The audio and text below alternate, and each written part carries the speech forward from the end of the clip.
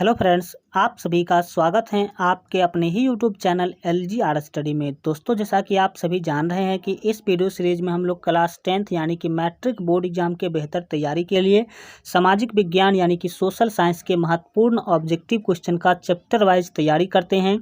आपको बता दें कि आज यह इस वीडियो सीरीज का 20 नंबर वीडियो है। सोशल साइंस के महत्वपूर्ण ऑब्जेक्टिव क्वेश्चन के लिए 19 वीडियो ऑलरेडी हम अपलोड कर चुके हैं, जिसमें आपको बता दें कि इतिहास, भूगोल और राजनीतिक विज्ञान के सभी महत्वपूर्ण ऑब्जेक्टिव क्वेश्चन का चैप्टर वाइज तैयारी इस सभी 19 वीडियो में मेरे द्वारा करवाया गया है। तो अगर अभी तक आप इस सभी 19 वीडियो को नहीं देखे हैं तो आप इस चैनल के प्ले लिस्ट में जाकर के ज़रूर देख लीजिएगा। चलिए जो है आज का वीडियो शुरू करते हैं। जैसा कि आप सभी को पता है कि हम लोगों ने सोशल साइंस के इतिहास, भूगोल और राजनीतिक विज्ञान यानी कि पॉलिटिकल साइंस के सभी महत्वपूर्ण ऑब्जेक्टिव क्वेश्चन का चैप्टर वाइज तैयारी जो है हम लोग कंप्लीट कर चुके हैं। तो आज के इस वीडियो में आपका जो है अर्थशास्त्र यानी कि इकोनॉमिक्स जो है स्टार्ट होगा और अर्थशास्त्र के फर्स्ट चैप्टर, जिसका नाम आप यहाँ पर देख सकते हैं, अर्थव्यवस्था एवं इसके विकास का इतिहास, इस चैप्टर से संबंधित सभी महत्वपूर्ण ऑब्जेक्टिव क्वेश्चन का आज के इस वीडियो में हम डिस्कशन करने वाले हैं। तो सभी क्वेश्चन काफ़ी महत्वपूर्ण है, एक भी क्वेश्चन को स्किप नहीं कीजिएगा, लास्ट तक जरूर देखिएगा। चलिए जो है आज के फर्स्ट महत्वपूर्ण क्वेश्चन को देखते हैं। पूछा जा रहा है कि इनमें किसको प्राथमिक क्षेत्र भी कहा जाता है। तो यहाँ पर आपका एक का जो बी ऑप्शन है बिल्कुल ही सही होगा। याद रखेंगे, कृषि क्षेत्र को हम प्राथमिक क्षेत्र भी कहते हैं। आपको बता दें कि आर्थिक व्यवस्थाओं को 3 क्षेत्रों में बांटा गया है, प्राथमिक क्षेत्र, द्वितीय क्षेत्र और तृतीय क्षेत्र। तो जिसमें से प्राथमिक क्षेत्र में किसको रखा गया है, तो कृषि को प्राथमिक क्षेत्र में रखा गया है। नेक्स्ट हम देखेंगे जो आपका 2 नंबर महत्वपूर्ण क्वेश्चन है। पूछा जा रहा है कि इनमें कौन से देश में मिश्रित अर्थव्यवस्था है। मिश्रित अर्थव्यवस्था निम्नलिखित में से किस देश में है। तो यहाँ पर 2 का जो आपका सी ऑप्शन है सही होगा। याद रखेंगे कि भारत में जो है किस प्रकार का अर्थव्यवस्था है, मिश्रित अर्थव्यवस्था है। ठीक है, 3 प्रकार का जो है अर्थव्यवस्था होता है, जिसमें से भारत में किस प्रकार का है, तो मिश्रित अर्थव्यवस्था है, यह आप याद रखेंगे। नेक्स्ट देखेंगे 3 नंबर महत्वपूर्ण क्वेश्चन है कि भारत में योजना आयोग का गठन कब किया गया था। योजना आयोग का गठन कब किया गया था, तो 3 का यहाँ पर आपका ए ऑप्शन सही होगा। याद रखेंगे 15 मार्च 1950 ईस्वी को भारत में योजना आयोग का गठन किया गया था। और अगर आपसे क्वेश्चन यह पूछ लिया जाए कि योजना आयोग के पदेन अध्यक्ष कौन होते हैं, मतलब योजना आयोग के अध्यक्ष कौन होते हैं, तो आप बताएंगे प्रधानमंत्री। यानी कि योजना आयोग के जो अध्यक्ष होते हैं कौन होते हैं, प्रधानमंत्री। और आपको बता दें कि अब योजना आयोग का नाम जो है बदल दिया गया है और योजना आयोग के जगह पे अब इसको नीति आयोग बना दिया गया। यानी कि योजना आयोग का नया नाम क्या है, तो नीति आयोग है। यह भी आप याद रखेंगे। इस तरह से एक क्वेश्चन के अंदर आप जो है अनेक क्वेश्चन सीखने की कोशिश करेंगे। नेक्स्ट आप देखेंगे 4 नंबर क्वेश्चन। पूछा जा रहा है कि जिस देश का राष्ट्रीय आय अधिक होता है वह देश कहलाता है। जिस देश का राष्ट्रीय आय मतलब राष्ट्रीय आमदनी जो है अधिक होगा तो वो कैसा होगा, विकसित देश होगा। तो यहाँ पर आपका 4 का बी ऑप्शन सही होगा। याद रखेंगे, उसको कहते हैं विकसित देश। ठीक है, और भारत किस प्रकार का देश है, तो विकासशील देश है, मतलब अभी जो है भारत विकास कर ही रहा है। नेक्स्ट आप देखेंगे 5 नंबर क्वेश्चन है। पूछा जा रहा है कि इनमें से किसे पिछड़ा राज्य कहा जाता है। पिछड़ा राज्य किसे कहते हैं, तो 5 का सी ऑप्शन याद रखेंगे, बिहार को पिछड़ा राज्य कहा जाता है। नेक्स्ट आप देखेंगे 6 नंबर क्वेश्चन की तरह पूछा जा रहा है कि निम्नलिखित में कौन सा विनिमय का सर्वोत्तम माध्यम है। विनिमय मीन्स होता है लेन देन, विनिमय मीन्स लेन देन। ठीक है, खरीद बिक्री। तो खरीद बिक्री या फिर लेन देन या फिर सीधे आपको इसे आप अर्थशास्त्र के भाषा में विनिमय बोलेंगे। तो विनिमय का सर्वोत्तम माध्यम मतलब सबसे अच्छा माध्यम क्या है, तो 6 का यहाँ पर आपका बी ऑप्शन से होगा। याद रखेंगे मुद्रा। मुद्रा जो है ये विनिमय का सबसे अच्छा माध्यम है। पहले मुद्रा मतलब रुपया, ठीक है, मुद्रा मीन्स रुपया होता है। पहले के समय में मुद्रा यानी कि रुपया नहीं हुआ करता था तो लोग वस्तु से वस्तु का विनिमय करते थे।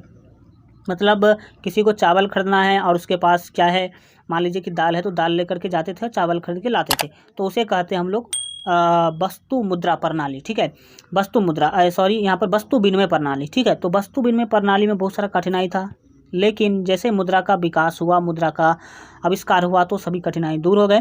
तो सबसे अच्छा जो साधन है, सबसे अच्छा जो माध्यम है वो क्या है, मुद्रा है। लेन देन का, खरीद बिक्री का भी आप रुपया लेके जाते हैं, कहीं भी कुछ मिल जाता है। नेक्स्ट है 7 नंबर क्वेश्चन कि भारत में वित्तीय वर्ष कहा जाता है? वित्तीय वर्ष किसे कहते हैं?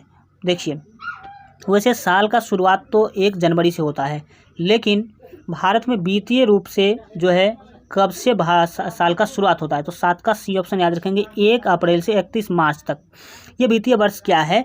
पहले वित्तीय वर्ष जो है जनवरी में चालू होता, 1 जनवरी से लास्ट दिसंबर तक चलता था, 31 दिसंबर तक, या हाँ लास्ट दिसंबर तक चलता था। लेकिन अब जो है 1 अप्रैल से लेकर के 31 मार्च तक वित्तीय वर्ष चलता है। तो अब इसका कारण क्या है समझिए।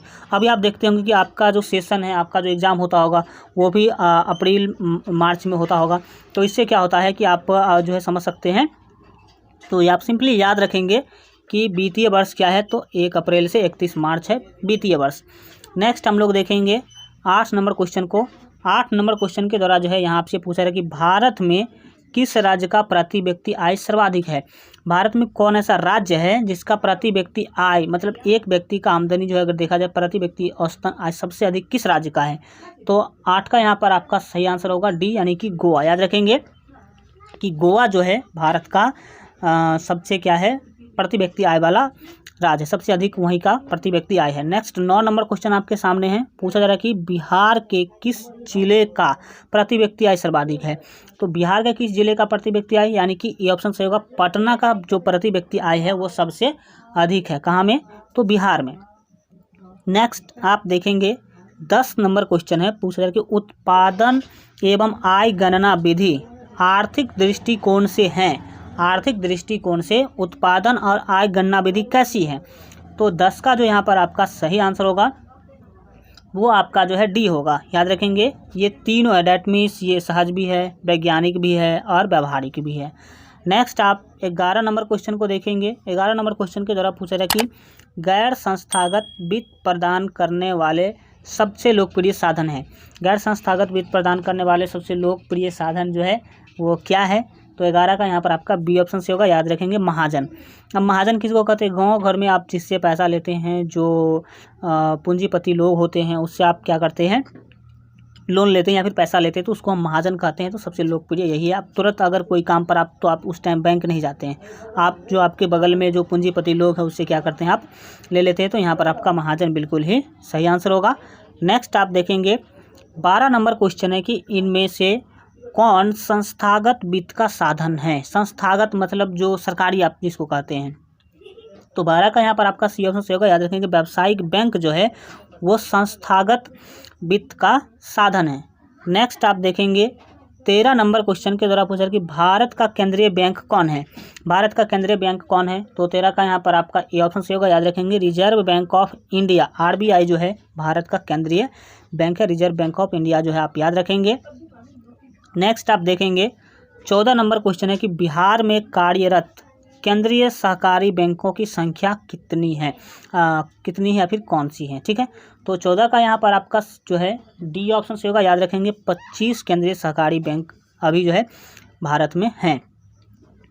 नेक्स्ट आप देखेंगे 15 नंबर क्वेश्चन है कि दीर्घकालीन ऋण प्रदान करने वाली संस्था कौन सी है? दीर्घकालीन ऋण का मतलब है तो लंबे समय के लिए ऋण आपको देने वाली संस्था कौन सी है? तो 15 का बी ऑप्शन याद रखेंगे भूमि विकास बैंक। भूमि विकास बैंक जो है अधिक समय के लिए आपको ऋण देती है। नेक्स्ट 16 नंबर क्वेश्चन को देखिए। पूछा है कि भारत की वित्तीय राजधानी किस शहर को कहा गया है? देखिए राजधानी से जैसे रिलेटेड बात आता तो जो स्टूडेंट है ज़्यादा वो दिल्ली में लगा देते हैं, लेकिन आपको बता दें कि दिल्ली राजधानी नहीं है। तो भारत की जो वित्तीय राजधानी है वो किसको बोला गया है, कौन है? तो आप याद रखेंगे कि मुंबई जो है भारत की वित्तीय राजधानी है। वित्तीय मीन्स जो रुपया पैसा से संबंधित राजधानी है वो कहाँ है? मुंबई है। लेकिन अगर सीधा राजधानी है कहाँ है तो दिल्ली है, यह आप याद रखेंगे। नेक्स्ट देखेंगे 17 नंबर क्वेश्चन के द्वारा पूछा जा रहा है कि सहकारिता प्रांतीय सरकारों का हस्तांतरित विषय कब बना? सहकारिता जो है वो प्रांतीय सरकारों का हस्तांतरित विषय कब बना, यह आपको बताना है। कौन सी? तो सहकारिता। सहकारिता के तहत ही आप जानते होंगे कि गांव में जो है समूह चलता है महिलाओं का, जिसमें सभी महिलाएं क्या करती है, अपना संगठन चलाती है और वहां पर पैसा जमा करते हैं, उसके माध्यम से उसको लोन भी मिलता है। तो सहकारिता जो है प्रांतीय सरकारों का हस्तांतरित विषय कब बना, मतलब वह सरकार भाग कब लेने लगे सहकारिता में। ठीक है, तो 17 का बी ऑप्शन जो है आपका सही होगा, याद रखेंगे 1919 ईस्वी से ऐसा देखने को मिला है। नेक्स्ट हम लोग देखेंगे 18 नंबर क्वेश्चन है कि देश में अभी कार्यरत क्षेत्रीय ग्रामीण बैंकों की संख्या है। देश में क्षेत्रीय ग्रामीण बैंकों की कुल संख्या कितनी है? तो 18 का यहाँ पर आपका जो है डी ऑप्शन से होगा, याद रखेंगे 196। वर्तमान की बात किया जा रहा है, अभी मतलब वर्तमान में कितना है तो 196 है। नेक्स्ट आप 19 नंबर क्वेश्चन को देखिए, पूछा जा रहा है कि व्यावसायिक बैंक का राष्ट्रीयकरण कब किया गया? व्यावसायिक बैंक का जो है राष्ट्रीयकरण कब किया गया? तो 19 का यहाँ पर आपका सी ऑप्शन से होगा, याद रखेंगे 1969 ईस्वी में राष्ट्रीयकरण किया गया था, जितने भी व्यावसायिक बैंक हैं सभी का। चलिए आगे बढ़ते हैं। 20 नंबर क्वेश्चन है कि आर्थिक विकास का तीसरा क्षेत्र क्या है? तीसरा क्षेत्र आर्थिक विकास का क्या है?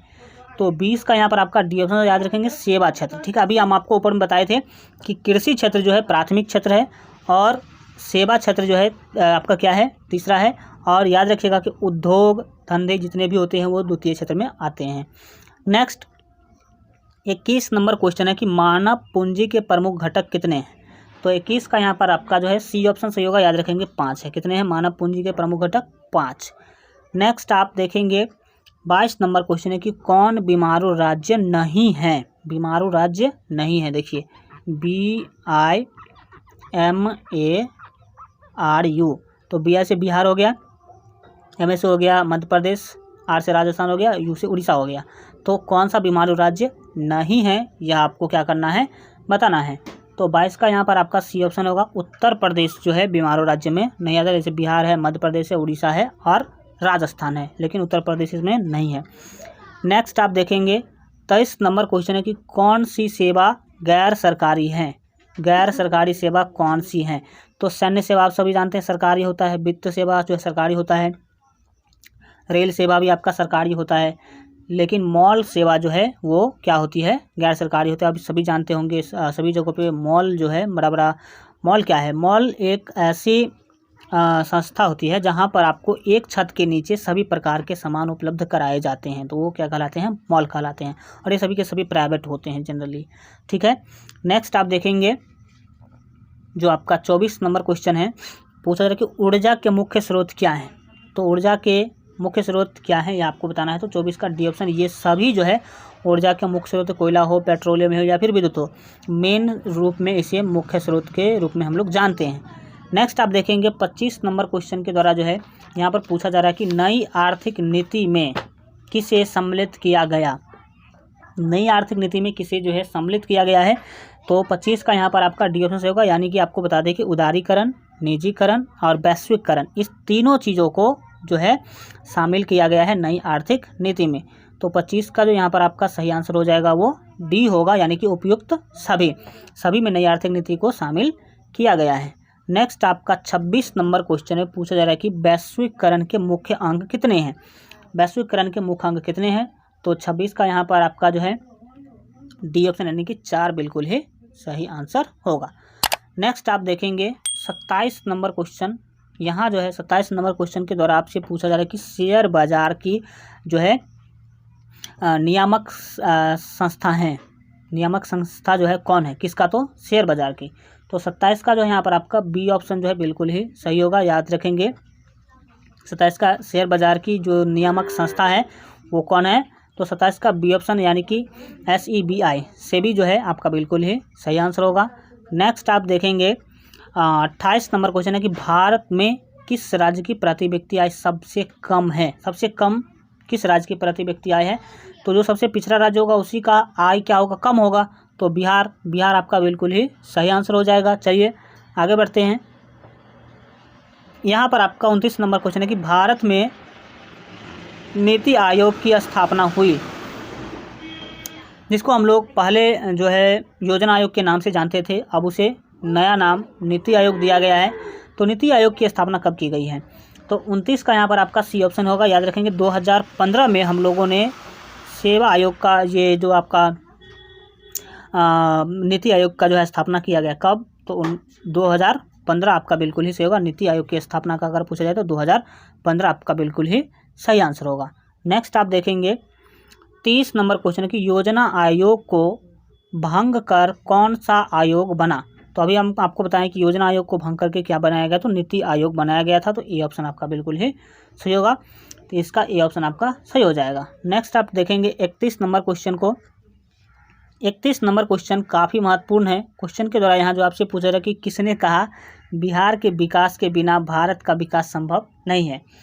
तो यहाँ पर 31 का जो आपका सही आंसर होगा ए होगा, यानी कि डॉक्टर APJ अब्दुल कलाम के द्वारा ऐसा कहा गया था।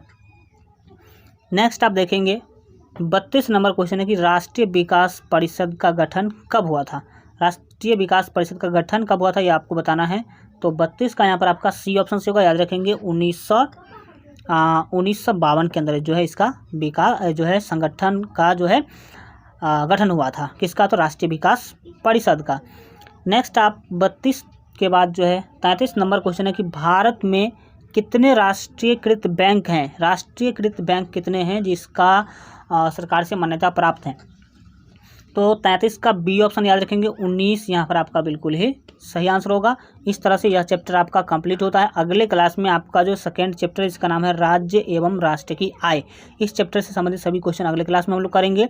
आज के लिए इतना ही रखते हैं। आज का वीडियो कैसा लगा कमेंट के माध्यम से जरूर बताइए, और अगर अभी तक आप इस वीडियो को लाइक नहीं किए हैं तो वीडियो को लाइक कर दीजिए, साथ ही अपने दोस्तों में शेयर कर दीजिएगा व्हाट्सएप फेसबुक पर। और जो लोग अभी तक इस चैनल को सब्सक्राइब नहीं किए हैं और इस वीडियो के नीचे अगर लाल रंग का सब्सक्राइब का बटन दिख रहा है तो उस पर क्लिक करके चैनल को सब्सक्राइब कर लीजिए। बगल में घंटी का निशान आएगा, उस पर क्लिक करके ऑल पर सेलेक्ट कर लीजिएगा, ताकि आगे आने वाले सभी वीडियो का नोटिफिकेशन सबसे पहले आपको मिल सके। और मैट्रिक बोर्ड एग्जाम की बेहतर तैयारी के लिए अगर अभी तक आप हमारे मोबाइल ऐप को डाउनलोड नहीं किए हैं तो इस वीडियो के डिस्क्रिप्शन बॉक्स में आपको मोबाइल ऐप का लिंक मिल जाएगा, वहाँ से ज़रूर जो आप लोग डाउनलोड कर लीजिएगा। चलिए मिलते हैं अगले वीडियो में, तब तक अपना ख्याल रखिए और LGR स्टडी देखते रहिए।